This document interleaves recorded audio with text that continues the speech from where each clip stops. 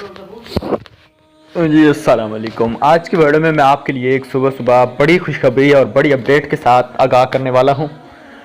Benazir income support programme में जिन ख़वातीन के बच्चों के वजीफ़े आए हुए हैं उनके लिए एक बड़ी अपडेट्स पहले ही मैं आपको दे चुका हूं कि काफ़ी ज़्यादा कैंप साइट पर रश होने की वजह से और रमज़ान मुबारक का प्यारा महीना है तो काफ़ी ख़वातीन को मुश्किलात का सामना करना पड़ा और इस चीज़ को गवर्नमेंट ने देखा है। अभी तक नोटिफिकेशन तो नहीं आया, लेकिन न्यूज़ के मुताबिक, ज़राए के मुताबिक मैं आपको बताना चाहूँगा कि जो बच्चों की पेमेंट है तलीमी वज़ाइफ की, वो सोमवार या मंगल से शाप पर चलना स्टार्ट हो जाएगी।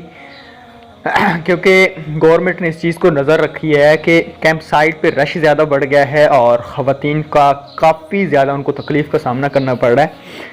तो इस वजह से अब जो बेनज़ीर इनकम सपोर्ट प्रोग्राम में अहल ख़वातीन हैं जिन्होंने अभी तक बच्चों की पेमेंट नहीं निकलवाई, वो सोमवार और मंगल से उम्मीद है कि आप लोगों को शाप से मिलना स्टार्ट हो जाएंगी।